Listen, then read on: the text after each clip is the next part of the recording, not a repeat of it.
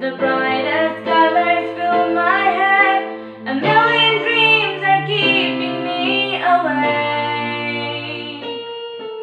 I think of what the world could be, a vision of the one I see. A million dreams is all it's gonna take. A million dreams for the world we're gonna make.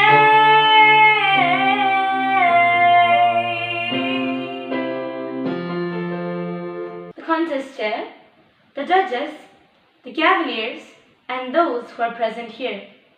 First of all, let me start off by expressing how grateful I am for being provided with such a noble platform where I could speak my mind out without being influenced by one of my biggest enemies of all time, fear.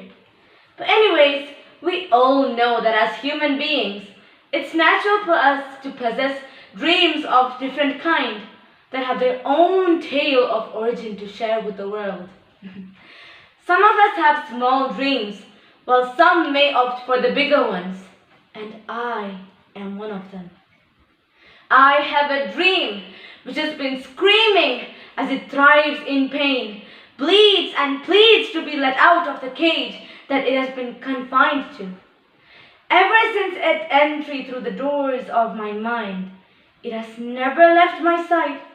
It never stopped demanding to taste the fruit of liberty, never stopped asking me to provide it with the life that it deserves.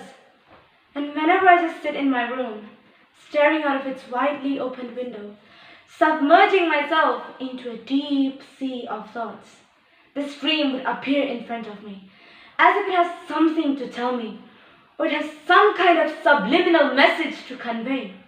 And whenever it appears in front of me, it presents itself in the form of a paradise where lush green forests could be seen on one side, filled with 1,000 blended melodic notes, accompanied by a hypnotizing and soothing fragrance that escaped from the red roses that sprung up in June.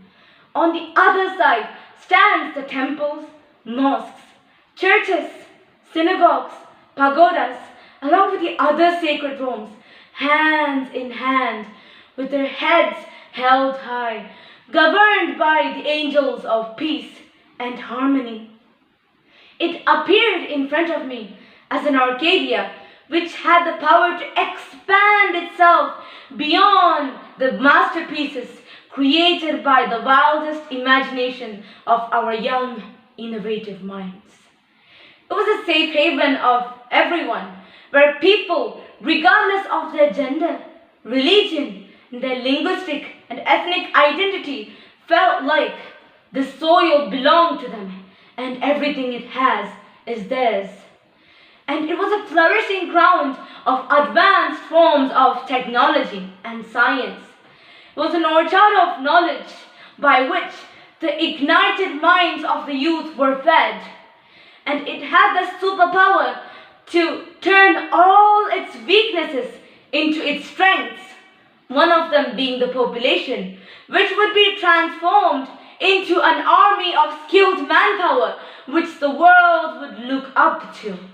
And it would witness an emergence of a civilization of future leaders who would be able to open up new doors of sustainable development of all aspects. And well, that's the India that I see in my dreams. My beloved nation who would emerge itself as a superpower and facilitator of development. That's what I see in my dreams. And as I describe my dream to you all, it kind of sounds familiar, doesn't it? Well, it's not just endemic to myself. It did not originate in my naive 16-year-old mind. Instead, it has found its way towards the hearts of hundreds of thousands of Indians who have settled themselves in different parts of the world, leading their own lives with one common ray of hope that they wish to channel, so that they could make their dreams come true. And this was the same dream that our predecessors have strived for sacrificed their lives for, due to which India was able to rise itself from the depths of an uncertain, miserable, and melancholic future. And as I look back at all the achievements that India has made so far, I must say that I'm proud of being a part of the journey that my nation, our beloved mother and goddess, has undertaken to reach where it is today. But still, as I just look around, I see a few missing pieces of puzzles that are to be filled. And there are a few concepts that still remain as a far cry and that are to be implemented, many of which are enshrined as the provisions of the constitutions. And as we, the young generation, we need to realize that it's our duty to take matters into our own hands. And with that being said, dear Cavaliers, let me invite you all to join on a venture to fly towards our dreams, spread our wings across the sky, and transform our dreams into something that we will be proud of. Let's all be the melodic symphonies of the future, the anthems of development, and the poems of democracy. And like once Gandhiji said, be the change that we want to see in the world. So keeping that in mind, let's all declare ourselves to be the change that we want to see in our nation. And with that being said, let my words meet their end. And once again, thank you so much for giving me this opportunity. Jai Hind. And let this throne be reconquered by the Toastmaster. Over to you, Toastmaster.